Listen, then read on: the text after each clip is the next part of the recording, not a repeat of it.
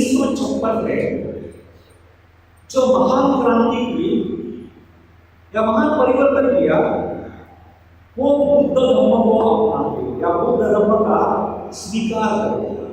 पूरे जीवन के परिवर्तन के लिए ये जो धम्म है उसमें साधन के रूप में अपनाया कि आगे का जो मेरा कारवां है, जो आंदोलन है, फिर वो आर्थिक हो, सामाजिक हो, राजनीतिक हो, हर एक जो बात होगी, लेकिन उसकी नींव जो है वो नींव धम्म में हो।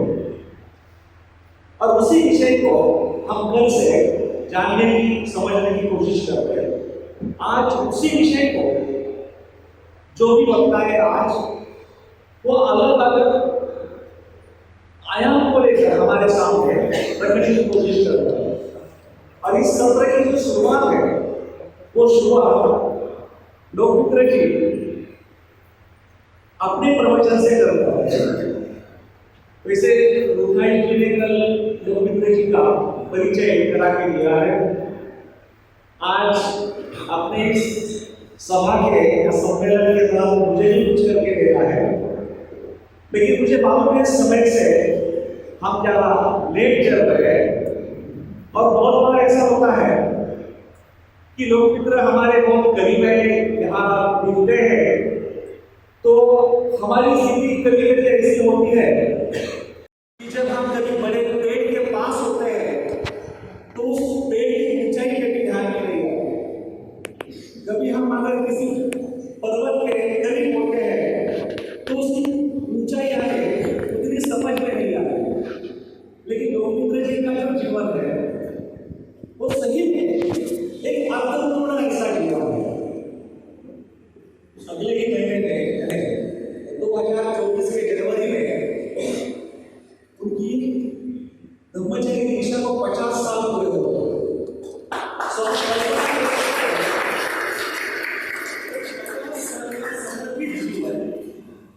और उसमें से 45 साल उन्होंने भारत में ये जो आंदोलन है उसकी नींव रखने में और उसको खड़ा करने में और यहाँ तक लाने में दिए हैं। बहुत बार हम उल्लेख करते हैं कि लोकमित्र जी संगरक्षित जी के एक ज्येष्ठ शिष्य है और उनसे ही प्रेरणा लेकर उन्होंने भारत में इस आंदोलन की शुरुआत की। तो एक तरह से एक ही आंदोलन के वो भारत के दूसरे संस्थापक हैं। लेकिन किसी आंदोलन का निर्माण करना और उस आंदोलन को यहाँ तक इस मोड़ पर लाना 45 साल, ये कोई मामूली बात नहीं, ये कोई आसान बात नहीं है। आंदोलन जब खड़ा होता है वो केवल ईंटों से या भवनों से नहीं होता है। तो ईंटों है, भवन है, ये हमारे लिए बैठने के लिए जगह है, लेकिन आंदोलन के लिए विजन होना चाहिए, जो दृष्टि महत्वपूर्ण होती है। आंदोलन चलाने के लिए जज्बा होना चाहिए। आंदोलन चलाने के लिए लोगों को साथ लेकर चलने की काबिलियत होनी चाहिए। उन लोगों में अपनी जो दृष्टि है, अपनी जो चेतना है, उसके प्रति हमेशा जागृति बनाए रखने के लिए हमेशा जो संस्थापक होता है उसको कार्य करना पड़ता है। और मुझे एक बड़ा अच्छा मौका मिला कि लगभग पिछले 42 साल से मैं उनके साथ काम कर रहा हूँ। तो इस पड़ाव से वो किस तरह से इस आंदोलन का कारवां आगे लेकर आते रहे हैं, ये मैंने खुद अनुभव किया है। तो बहुत बार मेरे हृदय में उनके प्रति बहुत ही करीबी जो कृतज्ञता की जो भावना है वो बार बार उमड़ आती है कि एक ऐसा व्यक्ति मैंने केवल देखा नहीं है, उसको पढ़ा नहीं है, लेकिन मैंने उसके साथ रहा हूँ, मैं उसके साथ वो काम कर रहा हूँ। तो सही में उनका ये जो कार्य है वो तारीफ़े काबिल है और हमने उनके लिए उनकी कृतज्ञता ऐसे वक्त पर निश्चित रूप से व्यक्त करनी चाहिए। उन्होंने केवल इस आंदोलन को चलाने के लिए जैसी संगरक्षित जी की दृष्टि है, उसी तरह से उनमें एक जो बहुत अलग बात है वो बाबा साहब को समझने की, बाबा साहब की दृष्टि को समझने की और इन दो महामहों को साथ में लेकर, क्योंकि जिस आंदोलन के हम घटक है वो एक अंतर्राष्ट्रीय आंदोलन है, जिसको पाश्चिमात्य भी एक आयाम है और एक पूर्व का आयाम है, लेकिन दोनों को साथ लेकर चलना, और ख़ास करके भारत की जो परिस्थिति है, यहाँ के लोगों की जो बाबा साहब के प्रति श्रद्धा है और उसकी जो प्रासंगिकता है, इन दोनों बातों का संतुलन रखकर अपने आंदोलन का जो आगे कारवां लेके जाना एक बड़ी कठिन बात है। और मुझे इस बात का विश्वास और एहसास है कि लोकमित्र बड़े ही खूबी के साथ उनको आगे लेकर चल रहे हैं। उनकी एक विशेषता है और वो उन्होंने इस आंदोलन को चलाते चलाते आंदोलन को एक सहायता और बाबा साहब को दुनिया में, यानी जैसे हम कहते हैं पूर्व एशियाई राष्ट्रों में लेके जाने के लिए पिछले लगभग 32 सालों से ताइवान हो या ताइवान से संबंधित जो और राष्ट्र है, जैसे कल हमने परिचय में कहा कि इस केंद्र का एक मुख्य उद्देश्य है कि अंतर्राष्ट्रीय और राष्ट्रीय बौद्धों को यहाँ लाकर उनमें एक बंधुभाव, उनको वृद्धि देना, बढ़ाना, उनको साथ में काम करने के लिए प्रेरित करना। इस काम में लोकमित्र ने बहुत एक कुशल ऐसी भूमिका बनाई है। जैसे उनके धम्मचारी दीक्षा को 50 साल हुए हैं, वैसे उनका जो प्रशासकीय काम है उसको भी 50 साल हुए हैं। जब हम क्रिकेट की मैच में देखते हैं तो किसी बैट्समैन ने आधी सेंचुरी की है तो हम तालियां बजाते हैं, वो कुछ 1 घंटे के लिए खेलता है। लेकिन लोकमित्र ऐसे खिलाड़ी हैं कि उन्होंने धम्मचारी होकर प्रशासन कैसा करना चाहिए उसकी मिसाल हमें 50 साल तक दी है। और उनका जो जीवन है वो मुझे लगता है, जैसे हम हटक वर्ग में जो 4 संग्रह वस्तु देखते हैं, उसमें एक संग्रह जो वस्तु है उदाहरणीकरण, एग्जाम्प्लिफिकेशन, तो मैं हमेशा उनको एक उदाहरण की तरफ देखता हूँ। तो मुझे लगता है कि वो हमारे करीब है, इसलिए हमने उनको, उनकी जो ये गहराई है उनके स्वभाव की, वो भी कभी कभी समझने की कोशिश करनी चाहिए, और उनके जो प्रति अपनी जो कृतज्ञता है वो भी हमने कभी व्यक्त करनी चाहिए। तो ज़्यादा उनका समय न लेते हुए मैं यहाँ पर ही उनका ये संक्षिप्त परिचय संपन्न करता हूँ, और मैं उत्तम जी को अनुरोध करता हूँ कि यहाँ आकर वो हमारे सभी के मैत्री का प्रतीक एक जो बुके जो है वो उनको वो अर्पण करेंगे, और हम जोरदार तालियों से उसको दाद देंगे।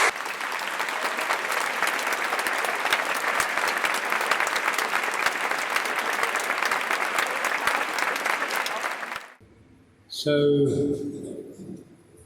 thank you, Marchanath. Brothers and sisters in the Dhamma, Jai Bhim.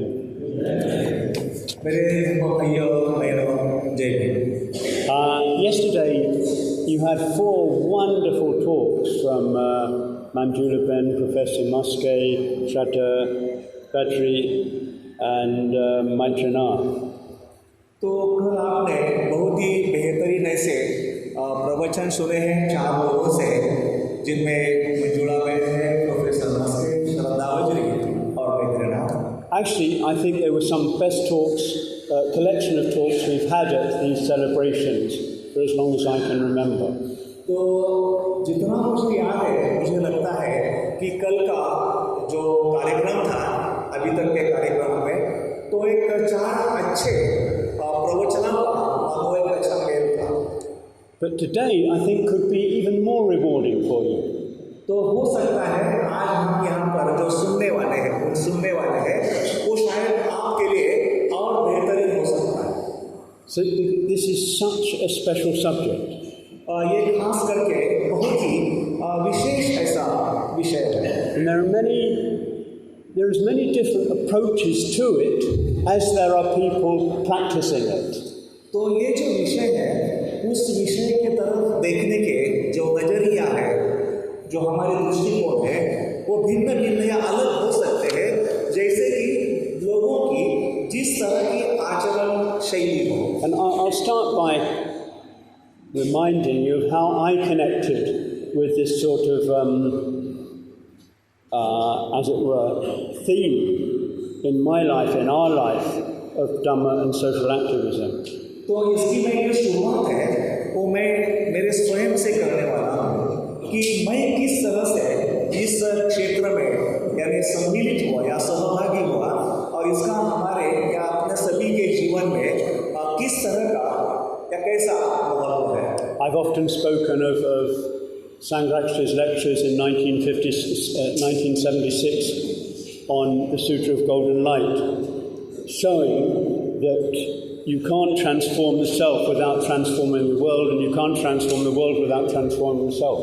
मैंने बहुत बार इस बात का जिक्र किया है जहाँ तक उर्गेन संघरक्षित जी उन्होंने 1976 में दिया हुआ एक प्रवचन है सूत्र ऑफ गोल्डन लाइट, जिसे हम सुवर्ण प्रभा सूत्र कहते हैं, और जिसने ये जिक्र किया है स्वयं का परिवर्तन और दुनिया का या औरों का परिवर्तन, जो ये बताता है कि आप स्वयं को तब तक परिवर्तित या बदल नहीं सकते जब तक आप औरों को बदलने की कोशिश नहीं करते, और जब तक आप औरों को बदलने की कोशिश नहीं करते खुद को नहीं बदल सकते. This was the vision that I felt I'd been waiting for, that meant more to my life than anything I had experienced so far.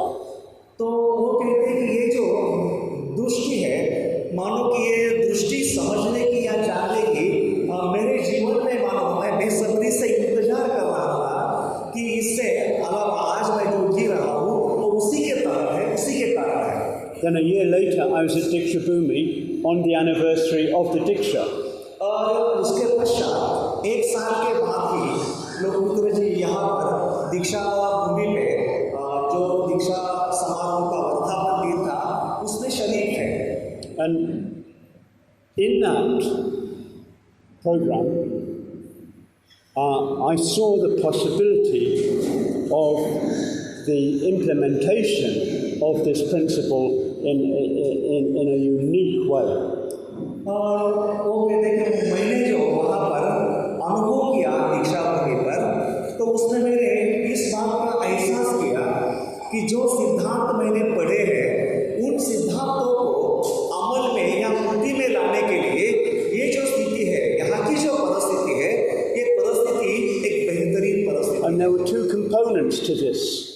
और उसके लिए दो एक आयाम थे, दो अंग थे उसके. One, of course, was the mass of people who were converting to Buddhism and would convert to Buddhism. और वहाँ एक तरफ बहुत भारी मात्रा में लोग थे जो बौद्ध धर्म में यानी धर्मांतरित हो रहे थे, और बहुत मात्रा में लोग धर्मांतरित होने वाले भी थे. But what gave that significance was Baba Saheb's own particular approach to Buddhism. लेकिन उन्होंने उसमें हम क्या देखते हैं उस परिस्थिति में, तो बाबा साहब अम्बेडकर जी का धम्म के तरफ देखने का जो विशेष नजरिया है, उस नजरिया, which was not different from what I'd heard from Sangharakshita talking about the Sutra of Golden Light. और वो जो बात है वो संघरक्षित जी ने जो भी कुछ सूत्र ऑफ गोल्डन लाइट पढ़ाते समय बताया था उसमें कोई भिन्न या उससे कोई अलग नहीं था. Sometimes we talk of Prabhupada. That is that same principle.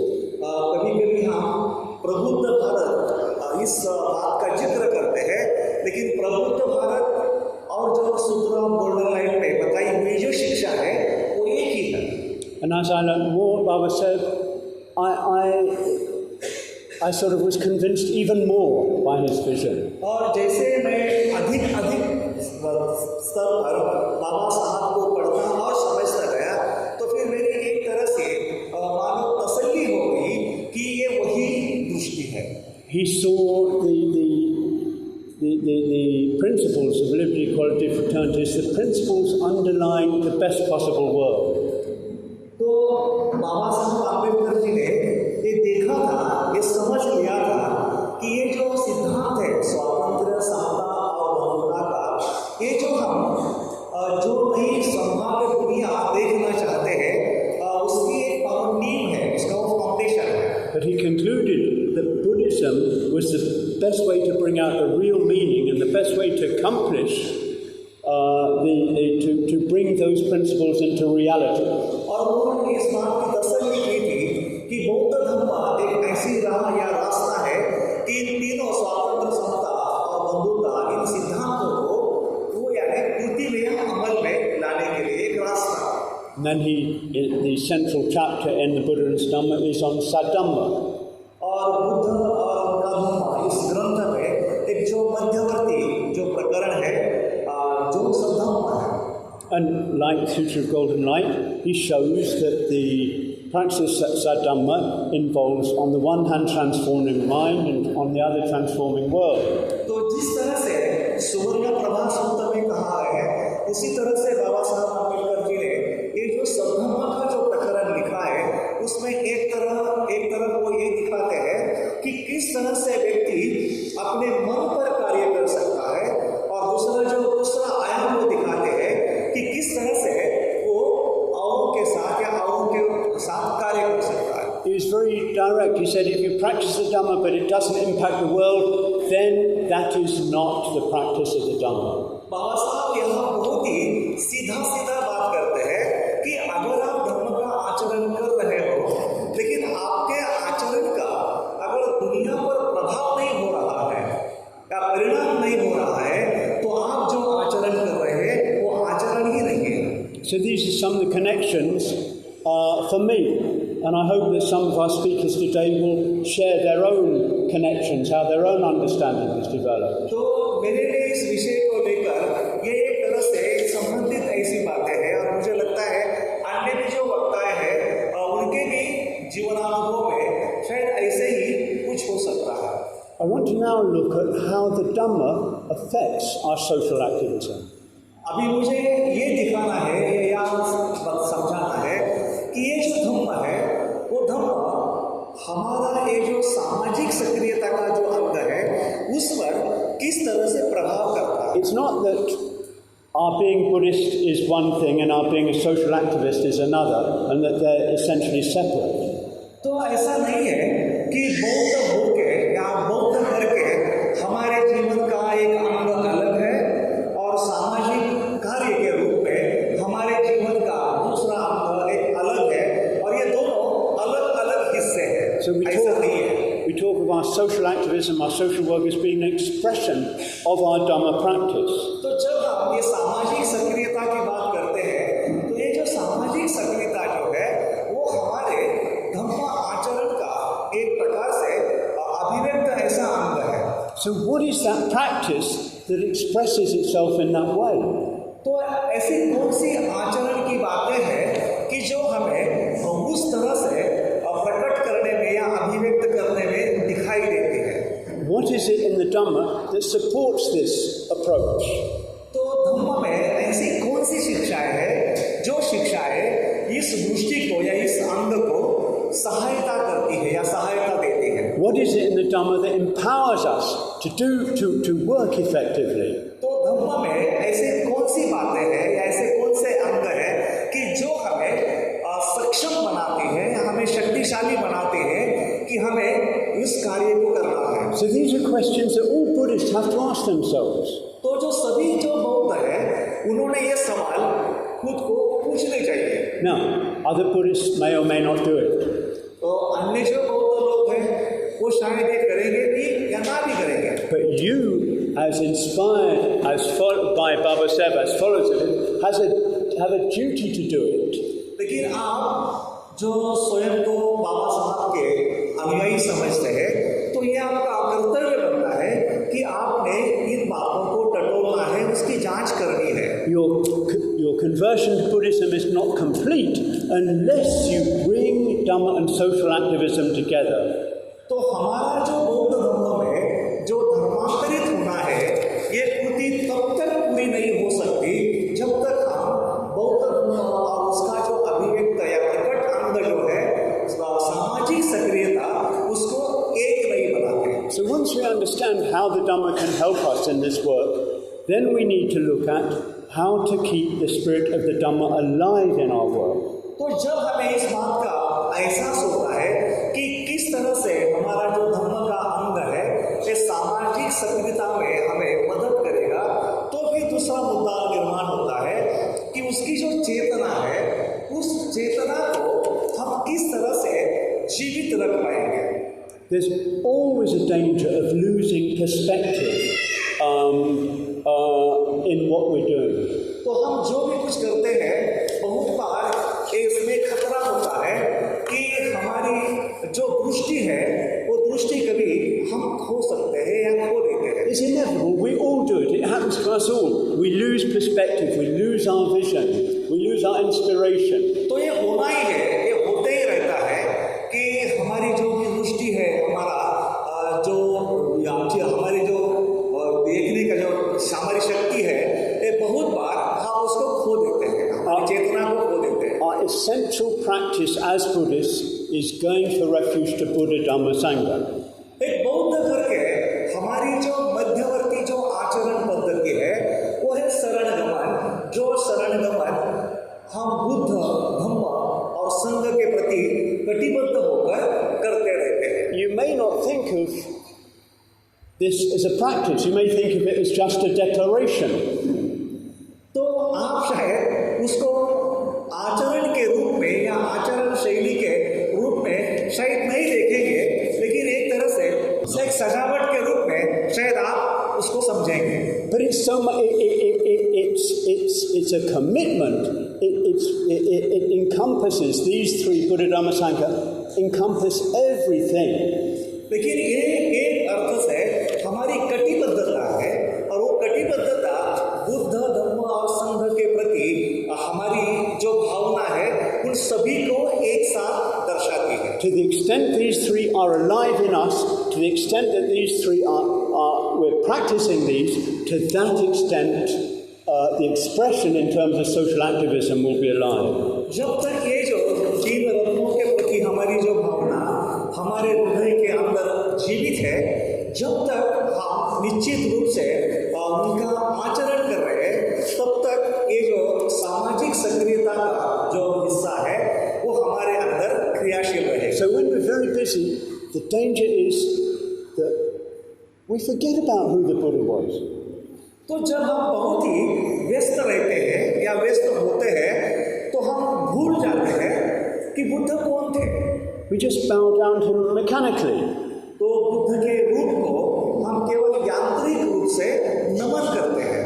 We just see him as a picture or a statue. We forget, or a great figure in history, or even godlike.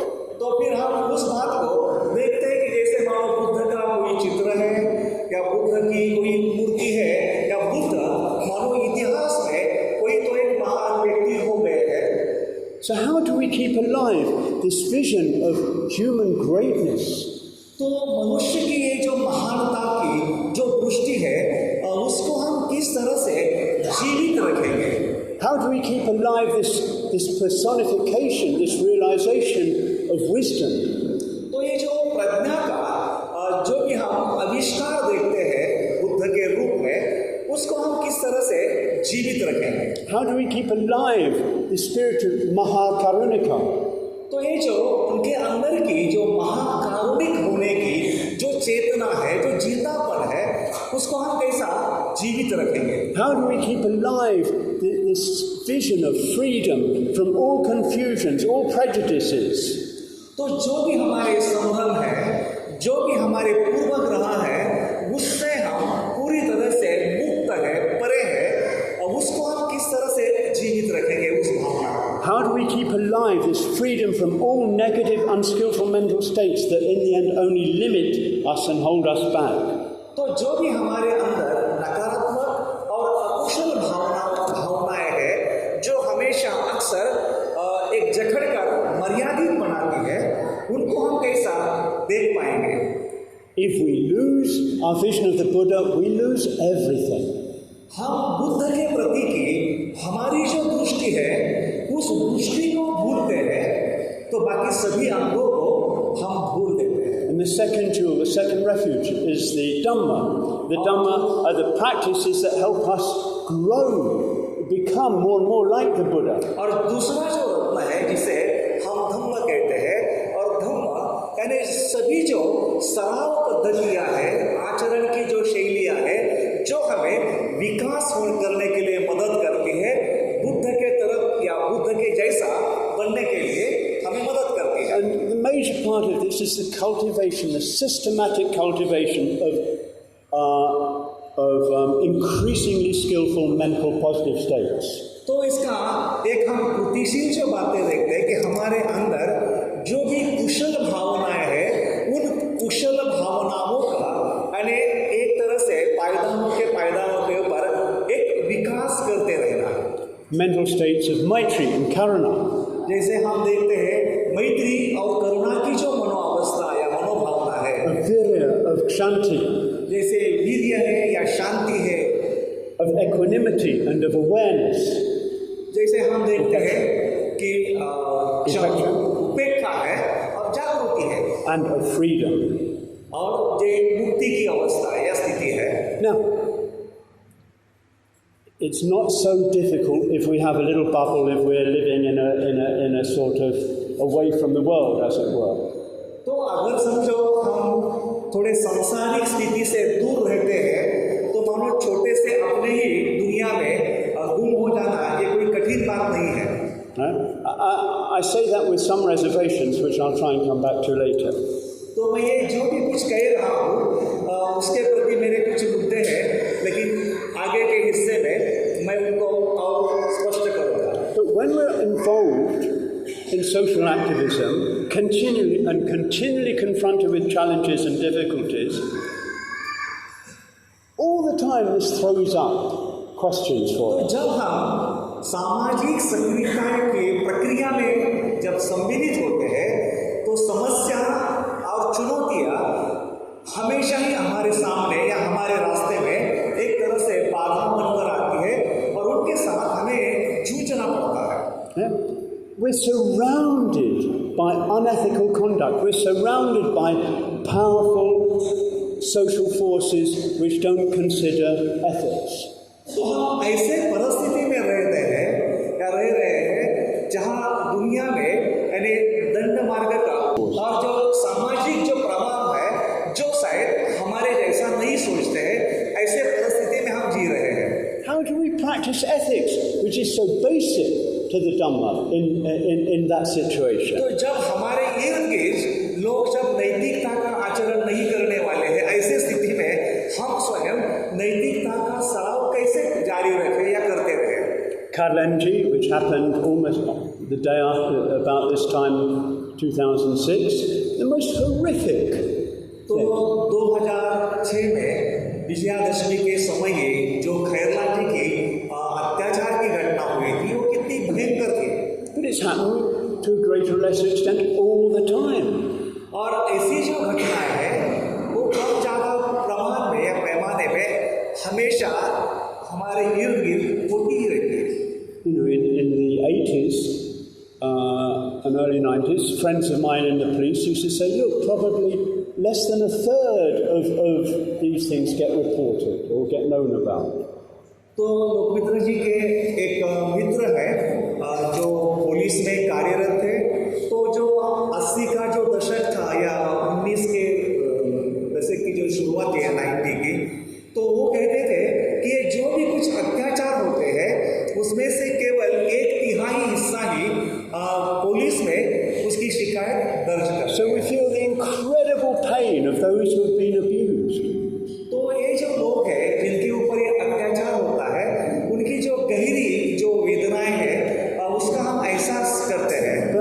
We're told, we're encouraged by, we're told that true maitri, true karuna, या सही करुणा है, वो करुणा की या मैत्री की जो भावना है वो वैश्विक है और वो भावना सभी के प्रति हमें एक जैसी एक सरीकी ही प्रकट करनी है, व्यक्त करनी है. How do we extend maitri from our heart, karuna from our heart, to people who we understand to have committed so much evil? तो जो लोग बहुत ही बुरी तरह से बुरा काम करते हैं या पाप करते हैं, तो हम हमारी जो मैत्री या करुणा है वो उनके प्रति हम कैसे विकसित करें या किस तरह से बढ़ाएं. How do we deal with our own shortcomings, our own mistakes, which are inevitable and come all the time, especially when we're involved in this work, we're going to make even more mistakes. तो हमारे खुद की जो कमजोरियां हैं, हमारे खुद की जो गलतियां हैं, उसको हम कैसे समझें और उस पर हम कैसे कार्य करें। जब हम इस तरह का जो सक्रियता का काम करते रहते हैं तो आज भी हमारे हाथ से कभी ना कभी कोई गलती होने वाली है, उस पर हम कैसे कार्य करें। And when we're in the front line, sometimes we can keep up our inspiration, but sometimes we can't. और जब हम अगुवाई लेकर काम करते हैं तो अक्सर ऐसा होता है कि कुछ ऐसी समय होता है कि हमारी जो प्रेरणा है उस प्रेरणा को हम बनाए बरकरार रखते हैं, कभी कभी हमारी जो प्रेरणा है हम खो देते हैं। So how do we keep emotionally refreshed, Dhamma to inspire? तो हमारी जो भावनिक जो सतेजता है और जो धार्मिक प्रेरणा है, इनको हम कैसे बरकरार रखें या बनाए रखें। We learn about the principle of Sangha. हमने जो संघ का जो तत्व है उसके बारे में सीखा है, पढ़ा है। We say Sanghang Saranang Gacchami. It doesn't just mean monks. तो जब हम ऐसा कहते हैं संघम शरणं गच्छामि, इसका मतलब केवल ये भिक्खु या भिक्खुणियों के प्रति सीमित है, ऐसा कतई नहीं है। It means really all those who share a common commitment to a common vision or goal. तो इसका मतलब ये है कि वो सभी लोग जो धम्म रास्ते पर चल रहे हैं और जब हमारी जो समान जो प्रतिज्ञाबद्धता है उसके साथ में जुड़े हुए हैं। Now, most of us find working with other people not easy all the time. हम में से बहुत सारे लोग ऐसे हैं कि जिनको औरों के साथ काम करना ये उतना आसान या सहजता से नहीं जाता है। We have different views, different opinions. We all have egos. तो हमारे सभी के अलग अलग जो दृष्टिकोण होते हैं, अलग अलग हमारी सोच होती है, उसी के साथ हमारा अपना अपना अहंकार भी होता है। But we can't accomplish much alone. We can accomplish so much, but without others, really, with others we can do so much more. हम हमारे राह पर कुछ हासिल कर सकते हैं, लेकिन अकेले हम जितना चाहे उतना सफलता नहीं हासिल कर सकते। इसीलिए हमें औरों के साथ काम करना निश्चित ही आवश्यक है। Sangha, the principle of Sangha, ideally helps us to be more effective, helps us to contribute more effectively to the world. तो आदर्श रूप से देखा जाए तो ये जो संघ का जो तत्व है वो हमें एक तरह से सभी मिलकर अगर काम करते हैं तो हमें ज़्यादा उपलब्धि हासिल करना सिखाता है। I used to talk of a sort of Sangha engineering or Sangha maths. तो लोकमित्र जी कहते हैं कि मैं कभी कभी ये जो संघ की जो अभियांत्रिकी भाषा है उसमें वो कभी बातें करते थे या समझाया करते थे। In arithmetic, 1 and 1 makes 2. तो हम जब गणित की परिभाषा देखते हैं तो उसमें एक में एक मिलाते हैं तो 2 बन जाते हैं। But if you're working well with others, you know that 1 and 1 can make 3, not 2.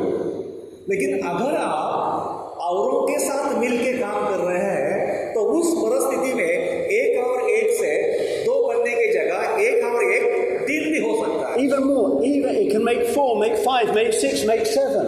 It can be so much more when we're working together well than the normal complement of the two. तो जब हम एक संघ के भावनाओं से इकट्ठा मिलके काम करते हैं तो 1 और 1 3 ही नहीं 4 भी हो सकता है, 5 भी हो सकता है, 6, 7 भी हो सकता है, क्योंकि जब हम सामान्य परिस्थिति में काम करते हैं उससे ज़्यादा हम जब संघ भावना से इकट्ठा मिलके काम करते हैं तो उसकी जो प्राप्ति है या सफलता है वो कई गुना ज़्यादा हो सकती है। So how do we work with our different views, different opinions? How do we work with our own egos, others' egos? तो हमारे जो भिन्न भिन्न दृष्टिकोण हो, अपने मत हो, अपना अहंकार हो, उसी को संभालते हुए हम औरों के साथ मिलकर कैसे कार्य करें या मिलकर कैसे आगे जाएं? How do we work with them? How do we bring into play the principle of Sangha to help us better? तो ऐसे परिस्थिति में ये जो संघ का जो तत्व है, सिद्धांत है, उसको हम कैसे लाए ताकि वो हमें और आगे बढ़ने के लिए शक्ति दे। So these questions on Buddha, on Dhamma, Sangha, I mentioned a few. There are many, many more. तो ये जो बुद्ध, धम्म और संघ, इनके बारे में जो बातें हैं मैंने आपके सामने रखी है, लेकिन उसके और भी कई आयाम या मुद्दे हो सकते हैं। They will challenge all Dhamma-based social activists all the time. तो ये सभी जो बातें हैं कि जहाँ पर हम धम्म के आधार पर या धम्म के नींव पर जो भी सामाजिक सक्रियता का जो कार्य है उसमें एक चुनौतियाँ हो सकती हैं। And unfortunately, the Dhamma doesn't give easy answers. और दुर्भाग्य से धम्म जो है इस चुनौती के लिए सीधा या सहज कोई ऐसा हमारे पास उसका उपाय नहीं है, Automatic answers anyway. या अपने आप उसके लिए कोई उत्तर नहीं है। These are like तो वो हमारे लिए आचरण की बात है, ऐसा ही हम they're like fuel for our practice of the Dhamma. तो हमारे धम्म के आचरण के लिए मानो वो एक ईंधन के जैसा है। Maybe there's no final answer. हो सकता है कि उसके लिए हमारे पास अंतिम कोई उत्तर नहीं होगा। Maybe we'll always be working with these questions. हो सकता है कि हमें इन सवालों के साथ या सवालों के ऊपर हमेशा कार्य करता ही रहना पड़ेगा। You know, this is often what I feel like the Dhamma is like. It's like a sailboat, a boat with a sail. तो ऐसी नाव, जिस नाव का जो चलना है, जो प्रवाह है, वो हवा के झोंके के साथ चलता है। Now, such a boat never goes in a straight line. तो ऐसी जो बोट है वो कभी-कभी निश्चित हमेशा एक सीधा नहीं चलती है। So when the wind blows like this, it goes like this. But जो हवा का झोंका जैसे आता है वैसी वो चलती है, कभी इस तरफ कभी उस तरफ। But when the wind changes, it has to adjust in another slightly other way. लेकिन जब हवा का जो प्रवाह या झोंका बदल जाता है तो उसको उसके साथ चलना पड़ता है। But all the time finding a way to go forward. लेकिन अंततः वो अपना जो रास्ता है वो आगे निकाल लेती है। Yeah. So I mentioned that you know, maybe some of these questions are easier to work with if we're on retreat all the time. तो जब हम ये जो सवाल मैंने आपके सामने रखे या खड़े किए हैं, तो जब हम शिविर के परिस्थिति में होते हैं तो उस समय शायद हमें उस पर अच्छी तरह से कार्य कर सकते हैं। But as social activists, we have more fuel than they have in our practice of the Dhamma. We have more capacity to grow through the Dhamma. तो अन्य लोगों से ज़्यादा हम जब धम्म के आधार पर ये जो सामाजिक सक्रियता का जो कार्य करते हैं तो हमारे लिए वो ज़्यादा ईंधन है और उसी से कारण हम ज़्यादा जल्दी और ज़्यादा अच्छी तरह से विकसित भी हो सकते हैं। The Dhamma is expressed in our social activism, and the social activism feeds back into our Dhamma practice and strengthens us even more. तो धम्म जो है वो हमारे सामाजिक सक्रियता के कार्य में हमें दिखाना या अभिव्यक्त होता रहता है, और जो सामाजिक सक्रियताओं की जो बातें हैं वो हमारे धम्म के आचरण के या शीलाचरण के लिए हमें एक तरह से ईंधन ज्ञान देती है और उससे हम और अच्छा विकसित हो सकते हैं। I just to conclude, remind you of the last page of the Buddha and his Dhamma, where Baba said mentions, or not mentions, but has there the traditional fourfold bodhisattva vow.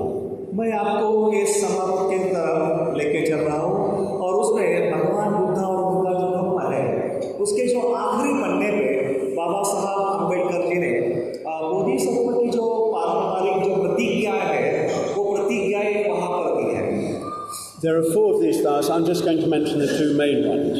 तो उसमें हम देखते हैं कि 4 प्रतिज्ञाएं हैं, लेकिन उसमें से मैं केवल 2 का जिक्र करूँगा। There are beings without limit. We vow to save them.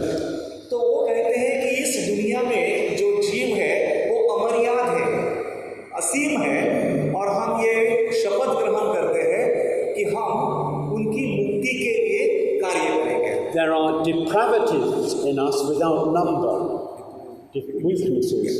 तो हमारे अंदर जो कमजोरियां है वो कमजोरियां अगणित है, अनंत है। We vow to extinguish them. और हम इन कमजोरियों को कम करने की या नष्ट करने की प्रतिज्ञा करते हैं। So this is the essence of the Dhamma. Yeah? We work on ourselves and we work on the world.